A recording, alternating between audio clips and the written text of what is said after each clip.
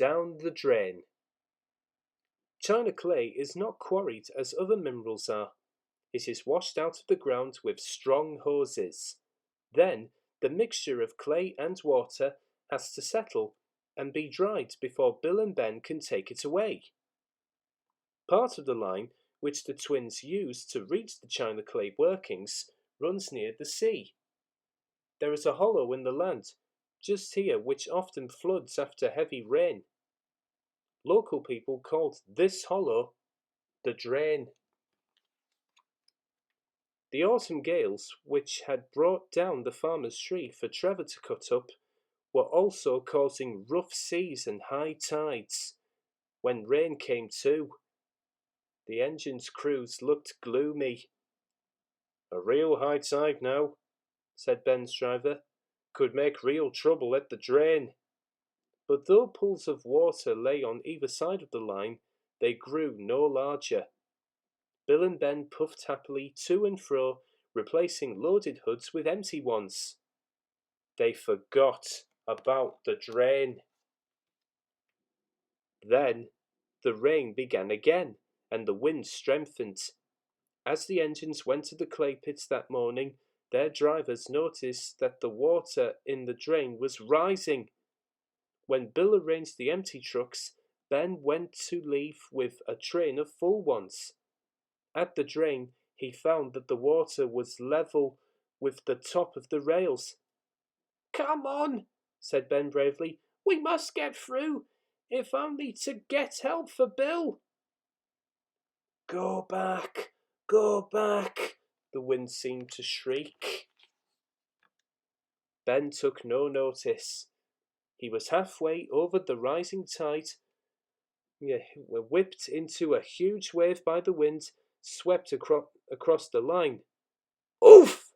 spluttered Ben as water crashed against his side. "Help!"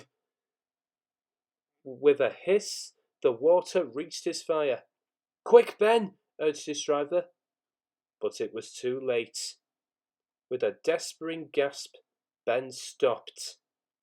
He was stranded in the middle of the drain, with cold sea water lapping his wheels.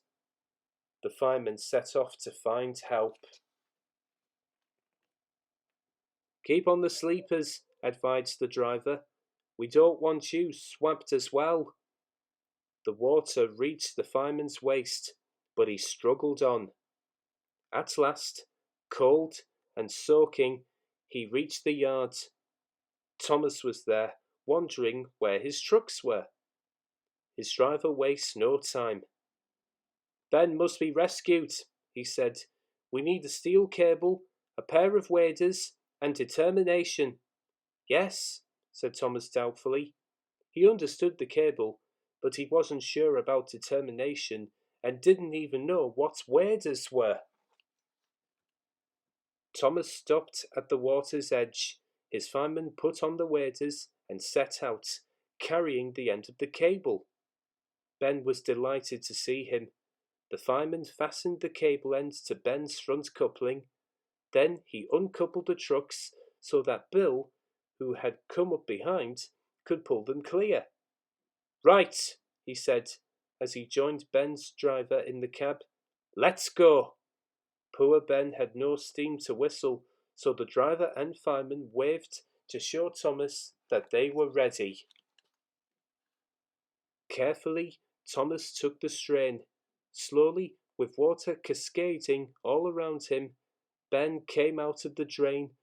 Once he was clear, Thomas was coupled to him properly and helped him back to his shed. "Thank you, Thomas," said Ben gratefully, and his eyes twinkled for the first time for several hours. It was 4 days before the water in the drain subsided.